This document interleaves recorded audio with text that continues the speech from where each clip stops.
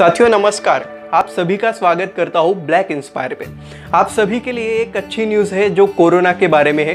फिलहाल मैं आप सभी को वो स्ट्रेट एंड फॉरवर्ड बता देता हूँ कि वो न्यूज़ क्या है। पीक इज इक्वल टू गिरावट, जिसको अंग्रेजी में कहते हैं कि धीरे धीरे आंकड़े कम होने, और ये कम होने वाले आंकड़े अगर लगातार कम होते रहे तो उसको पीक कहते हैं। पिछले 20 दिनों में अगर हमने कुछ देखा तो उसमें से हमें समझ में आता है कि हमारे ये कोरोना के आंकड़े, मरीजों की आंकड़े जो बढ़ रहे थे वो कम हो रहे हैं। मतलब इसका सीधा प्रमाण है कि हम पीक स्टेज में, जहाँ पे एक आंकड़ा स्टेबल हो सकता है, उस स्टेज में हम जा जरूर रहे हैं, लेकिन उस हिसाब से हमें थोड़ी सी सावधानी भी बरतनी पड़ेगी।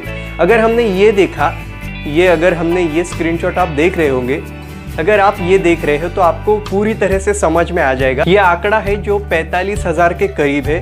तो आपको समझ सकते हैं कि 45,000 का जो ये आंकड़ा आया है वो पिछले 3 महीने में 20 जुलाई से जो 39,000 समथिंग है, 170 केसेस, मतलब करीब करीब हम 40,000 पकड़ ले तो इस हिसाब से कल का जो 45,000 का आंकड़ा है वो सबसे बड़ी गिरावट एक दिन में कोरोना के मरीजों में है। मतलब अभी क्या होगा कि ये पीक स्टेज यानी कि गिरावट वाली स्थिति अगर ऐसे ही बनी रही तो भारत में आंकड़ों की संख्या दिन बर दिन कम हो सकती है। लेकिन एक अलग तरीके की थ्योरी भी रखी जाती है कि ठंड में शायद कोरोना वायरस का स्प्रेडिंग अच्छी तरीके से हो सकता है, कि जैसे काफ़ी एक्सपर्ट्स ने कहा है कि ये आंकड़े बढ़ सकते हैं ठंड में, तो हमें सावधानी भी ज़रूरी रखनी है, लेकिन इसका ज़्यादा बोलबाला मत कीजिए। जिस हिसाब से भारत में उसका बोलबाला किया गया कोरोना वायरस का, वो अलग तरीके से था।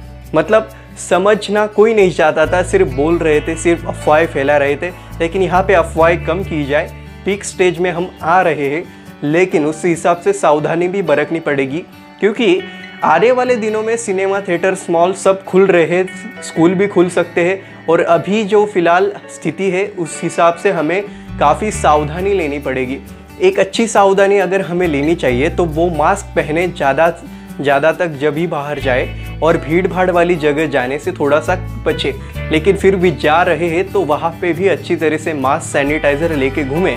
ये ज़रूरत हो चुकी है। अगले आने वाले दिनों में या भविष्य में इसकी ज़रूरत बढ़ेगी, लेकिन इस हिसाब से ज़रूरत के हिसाब से हमें थोड़ी सी लाइफस्टाइल में चेंज लाना होगा।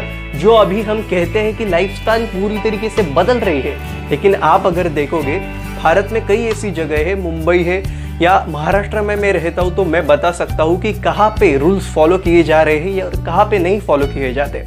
तो यहाँ पे हमें बचना है तो अपने आप को सुरक्षित रखना है, मास्क पहनना पड़ेगा, बाहर जाते वक्त सैनिटाइज़र का यूज़ करना पड़ेगा, और भीड़ भाड़ वाली जगह पे जाने से बचे, जिस हिसाब से कोरोना का स्प्रेड बहुत कम होगा, और इस हिसाब से हम हमारी अच्छी लाइफस्टाइल जी सकेंगे। लेकिन लाइफस्टाइल चेंज हो रही है ये हम मानते हैं, लेकिन चेंज नहीं कर पा रहे हैं। तो हमें मास्क लेना है, हमारे सैनिटाइज करने हैं हाथ, और हमें बाहर निकलना है अगर कोई काम हो तो ही। जिस हिसाब से मरीजों की संख्या कम हो रही है उस हिसाब से हमें सावधानी भी लेनी चाहिए, क्योंकि कोई भी चीज़ हम कैजुअल जब लेते हैं तो उस चीज़ में हम फंस जाते हैं। अक्सर उस चीज़ में हमें नहीं फंसना है। तो ये सबसे बड़ी गिरावट कल देखी गई, 45,000 की आई थी, जो पिछले 3 महीने में, जो जुलाई में 20 जुलाई के लिए वो 39,170 के करीब केसेस होंगे वो थे। लेकिन हमें अब सावधानी भी लेनी है और हमारी लाइफस्टाइल में हमारे अपने काम भी अच्छे से करने हैं। सभी को धन्यवाद। Stay blessed, stay healthy, be motivated, और तब तक के लिए चैनल को सब्सक्राइब करना मत भूलना। धन्यवाद।